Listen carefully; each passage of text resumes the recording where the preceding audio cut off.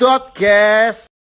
Alat dan bahan. Alat, gelas kimia 3 buah, timbangan digital 1 buah, pembakar spiritus 2 buah, kaki 3 2 buah, kasa 2 buah, termometer 2 buah, gelas ukur 1 buah, batang pengaduk 1 buah, pematik api 1 buah, dan tisu. Bahan, NaCl atau garam 3 gram, C6H12O6 atau gula 3 gram, H2O atau air secukupnya, dan spiritus secukupnya.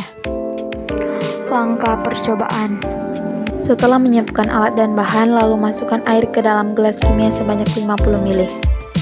Ukurlah suhu awal pelarut murni menggunakan termometer. Di sini kami mendapatkan pelarut murni bersuhu 26 derajat Celcius. Tahap selanjutnya, larutan NaCl atau garam. Ukur larutan NaCl sebanyak 1 gram. Kemudian tuangkan pelarut di dalam gelas kimia. Aduk sampai NaCl 1 gram terlarut. Kemudian, ukur suhu awal larutan NaCl 1 gram menggunakan termometer. Didapat suhu 27 derajat Celcius. Selanjutnya, membakar pembakar spiritus dan memanaskan gelas kimia.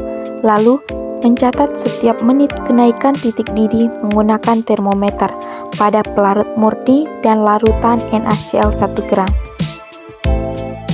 Berikut adalah data kenaikan titik didih setiap larutan per menit.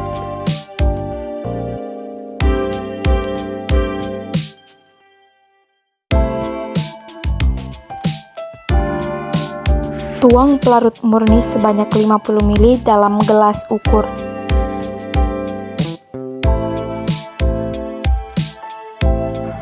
Kemudian, ukur C6H12 ke dalam timbangan digital sebanyak 1 gram.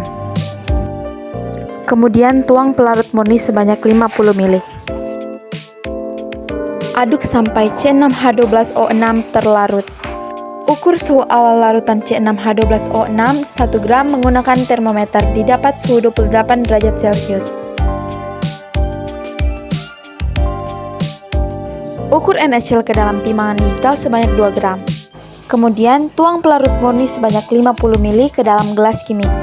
Aduk sampai NaCl 2 gram terlarut. Ukur suhu larutan NaCl 2 gram menggunakan termometer. Didapat suhu 26 derajat Celcius. Mencatat setiap menit kenaikan titik didih menggunakan termometer pada larutan C6H12O6 dan larutan NaCl 2 gram hingga larutan mendidih.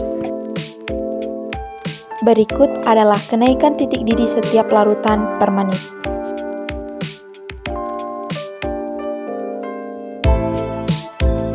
Ukur C6H12O6 ke dalam timbangan digital sebanyak 2 gram. Kemudian tuang pelarut murni sebanyak 50 ml ke dalam gelas kimia. Aduk sampai C6H12O6 2 gram terlarut. Ukur suhu awal larutan C6H12O6 2 gram menggunakan termometer. Didapat suhu 28 derajat Celcius. Lalu mencatat setiap menit kenaikan titik didih menggunakan termometer pada larutan C6H12O6 2 gram hingga larutan mendidih. Berikut kenaikan titik didih larutan C6H12O6 per menit.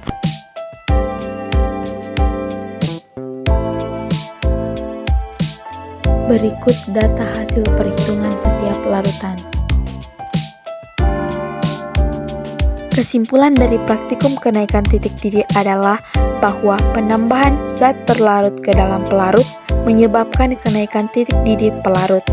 Fenomena ini terjadi karena adanya penurunan tekanan uap pelarut akibat interaksi antara zat terlarut dan pelarut. Semakin tinggi konsentrasi zat terlarut, maka semakin besar kenaikan titik didih yang terjadi.